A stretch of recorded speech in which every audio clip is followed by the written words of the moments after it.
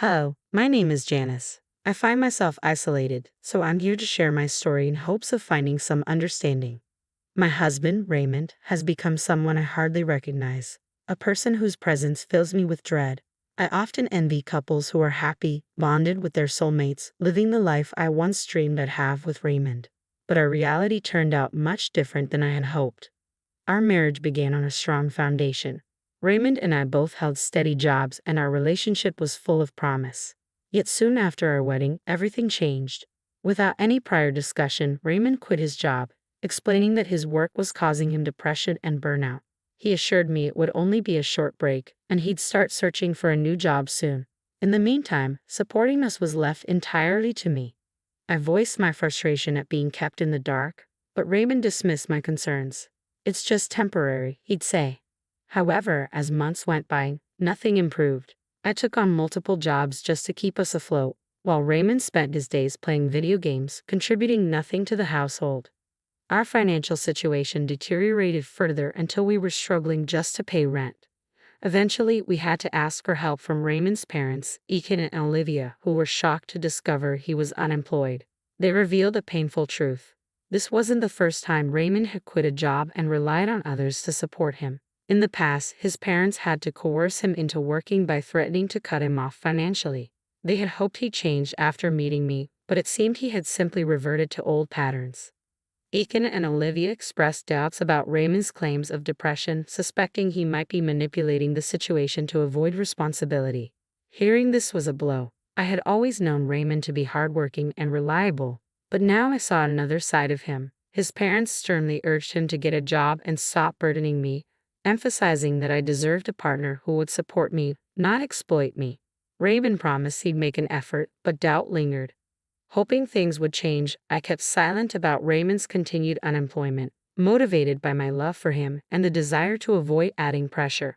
But he continued to deceive even his parents about having a job, leaving the financial burden squarely on my shoulders. Despite my efforts, our situation only worsened, and Raymond's resentment grew each month when I struggled to make ends meet. He even forbade me from taking any days off, insisting I work constantly. Exhausted and feeling more isolated as he discouraged me from seeing friends, I pushed myself to the brink. Finally, one day, I couldn't go on. I decided to take a day off work to rest. When Raymond noticed I was home, he angrily demanded to know why I wasn't working.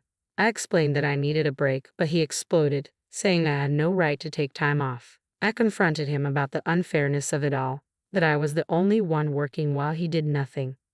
Unable to handle the situation, I left the house in tears, desperate for a moment of peace. I wandered through the city, just window shopping with the little money I had left. My savings were almost gone, depleted by the year I'd spent supporting us. Returning home that evening, I was met with an unexpected shock. The door was bolted from the inside. When I knocked, Raymond refused to let me in, accusing me of disrespect and saying I needed to learn a lesson. Stunned, I found myself standing outside in the freezing cold, realizing the depth of the situation I was trapped in. For taking one day off work, I had been locked out of my own home by the man I once loved. Raymond's reaction was harsher than I could have ever anticipated. When I returned home, he locked me out as punishment and ignored all my attempts to communicate. "Knock all you want, Janice," he said coldly. "I'm not letting you in. Consider this a lesson." Then he fell silent, leaving me standing outside, shivering in the cold. At first, I waited, hoping he might calm down and let me in, but as the hours dragged on, the painful reality of his abusive behavior became undeniable. Alone and isolated, with friends too far away and family even further, I was left without shelter as the night grew colder. Eventually, I had no choice but to seek help from the only people I thought might understand: Raymond's parents. Still shaking from the cold, I drove to their house. When Ethan, my father-in-law, opened the door, his face shifted quickly from surprise to concern. Through tears, I explained that Raymond had locked me out because I'd taken a single day off from my jobs to recover from exhaustion. I had only gone window shopping, a brief escape from my relentless routine, because I couldn't afford to spend anything. Ethan's expression turned grim. "Janice, why on earth are you working 3 jobs? Raymond told us he was making enough money for both of you. He even mentioned wanting you to quit and relax." Choking back tears, I revealed the truth. Raymond hadn't worked since quitting his job, Instead, he'd been living off my income, pretending to his parents that he was supporting us both. He hasn't even applied for any jobs, I admitted, and every time I take a day off, he gets furious because it means less money coming in. As I laid bare the extent of Raymond's lies and manipulation, Ethan and Olivia's shock turned to horror. They were appalled to realize how deeply their son had deceived them, using my loyalty and hard work to maintain his facade. Overwhelmed by pain and embarrassment, I broke down completely, unable to hold back my emotions any longer. Olivia gently comforted me as Ethan's anger mounted. Once I collected myself, Ethan looked at me with a determined resolve. "Janice, you are not alone. We're going to help you through this. It's unfathomable how Raymond has turned out like this, but don't worry, we'll figure something out." Feeling a wave of relief, I admitted, "I don't even want to go back to the same house as him anymore. I don't know what to do next." Ethan nodded firmly. "Don't worry about those details for now. Let's go back to the house together. It's time Raymond realizes the consequences of his actions." When we arrived, Olivia chose to stay back, fearing she might lose her temper if she confronted him. Ethan and I knocked on the door, but Raymond refused to open it, ignoring us both as if we were strangers. Through the closed door, Ethan raised his voice, ready to confront his son's actions once and for all. Raymond's voice was icy as he refused to let me in. "You didn't listen to me about taking a break, so now I'm not listening to you, Janice." His callousness was shocking. "Raymond, this is insane. It was just one day, a break I desperately needed. That doesn't justify locking me out for hours," I pleaded. His response was chilling. "You wanted a break? Fine. Spend the night outside. Take all the time you need." At my breaking point, I demanded he open the door, but Ethan stepped in, delivering a stern ultimatum. "Open the door, Raymond, or I'll break it down myself." The threat of his father's anger seemed to rattle him, and after a pause, Raymond finally unlocked the door. His face betrayed nervousness as he tried a casual greeting. "Hey, Dad." "Janice. It was all just a misunderstanding." Ethan cut him off sharply. "Drop the act, Raymond. Explain yourself. Why did you lock Janice out? And don't forget who owns this house." Caught, Raymond stammered. "It's not what it looks like, Dad. We were just joking around, right, Janice?" He looked at me, desperate for me to play along. I couldn't stay silent. "It's exactly what it looks like, Ethan. Raymond locked me out because I took one day off. I've been working nonstop to support us while he's been living off my earnings and doing nothing." Ethan's face darkened with disappointment as he turned to his son. "Raymond, why are you lying? You left your job without even discussing it with Janice. You promised to work on yourself and contribute to the family. What's going on?" Scrambling for an excuse, Raymond insisted, "Dad, I've been looking for jobs. It's just tough right now. I've sent out a lot of applications but haven't heard back yet." I was done covering for him. "Then show us the applications, Raymond," I challenged. "Let's see the proof if you're telling the truth." Raymond's composure cracked, and he grew defensive. "Why do I need to prove anything? Don't you trust me? I don't have to show you anything." But the truth was clear. Raymond hadn't applied for a single job since leaving his last one, and he had no intention of finding another. He expected to live off my earnings indefinitely. "Ethan, he hasn't sent out any applications," I said firmly. "There was even a vacancy at my office and I suggested he apply." He yelled at me for suggesting it, refusing to make any effort. Ethan's frustration with his son was palpable. "Raymond, your mother and I let you stay here in the hope that you'd turn things around. We believed you were working and contributing. Now it's clear Janice has been supporting you alone. You failed to keep your word, and I can't allow this to continue. You're going to have to leave this house." Raymond's face drained of color. "Dad, no. Please don't do this. Janice, look at what you've caused. Now we're both going to lose our home." But Ethan corrected him sharply. "There's no need to yell at her.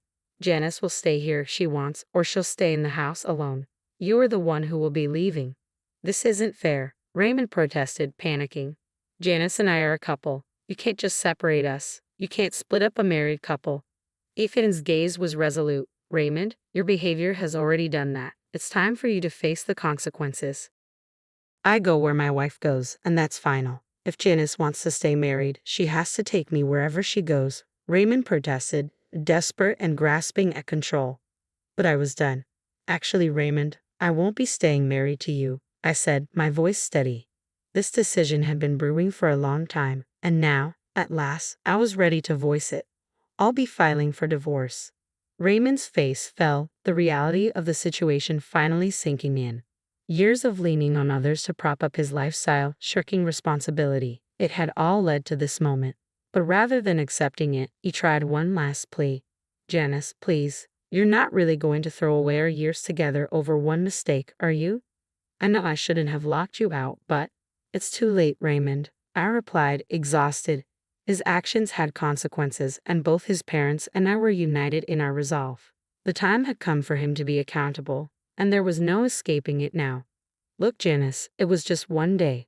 We can sort this out, he pleaded, trying to downplay his behavior. Let's talk this through. I'll apply for jobs tomorrow, I swear. We can even start therapy. I shook my head. I know you, Raymond. You won't follow through. You've dismissed every suggestion and shown me nothing but disrespect for the past year. If I give in now, you'll just fall back into the same habits. Turning to his father, Raymond tried to rally support. Dad, please, help me. I'm willing to change, but she won't even give me a chance. Ethan's face was set, resolute. Ray, Janice is making the right decision. You can't keep her here against her will. I don't want her wasting another moment on someone who treats her like this. Then, turning to me, he added, Janice, you're welcome to stay at our place while Raymond moves out. I'll be here while you gather your things. Grateful for the offer, I quickly went upstairs, packed, and returned. Raymond attempted to block my way, but Ethan's stern warning that he'd call the police forced him aside. At Ethan and Olivia's home, Olivia embraced me the moment I walked in. The warmth of her welcome brought tears to my eyes. It had been so long since I felt genuine support. You can stay as long as you need to, Janice, she assured me. In the following days, I made plans carefully. I delayed filing for divorce just a little while longer, hoping that Raymond would find some semblance of self-sufficiency and lessen the chance of needing alimony. I transferred half of our joint account to my own and stopped contributing to it, cutting off the financial support he had come to rely on. Raymond, meanwhile, tried showing up repeatedly at his parents' home, pleading for forgiveness. For once, even Olivia voiced her disappointment openly, criticizing him for his failures. This stand wasn't just about ending our marriage, it was about reclaiming my dignity and setting boundaries Raymond had ignored for far too long. Olivia, with uncharacteristic sternness, chastised Raymond, calling him out for the man he'd become. His tearful apologies were, in a way, a small vindication after the years I'd spent quietly suffering. Over the next month, Raymond was forced to leave his parents' home despite nearly pushing them to call the police to make it happen. He seemed truly baffled that his own family was serious about the eviction. Once he moved out, he began couch surfing, but friends quickly tired of his behavior and excuses. Unable to find stable work due to his reputation and poor work ethic, he eventually secured a low-paying job, just enough to scrape by. As soon as he had settled somewhere, I moved forward with the divorce. It was straightforward. Raymond had no means to hire a lawyer and ultimately resigned himself to it. Thankfully, we had no significant income disparity, so there were no alimony obligations. With that burden lifted, I left one of my jobs, and Ethan and Olivia's generosity allowed me to stay with them as I started rebuilding my savings. Our divorce concluded without drawn-out conflict, partly because neither of us had the resources or the desire to prolong it. Although Raymond apologized repeatedly, I couldn't find it in myself to forgive him. I've since moved into a modest 3-bedroom apartment with a roommate, and I'm beginning to find my footing again. Ethan and Olivia remain a constant source of support, welcoming me to their lives in a way they never had with their own son. For them, too, forgiveness seems out of reach, and it's clear their relationship with Raymond may never recover. This new chapter is one of healing and rediscovery, surrounded by people who truly care for me. For the first time in years, I feel I'm building a life of my own, free from the shadows of the past.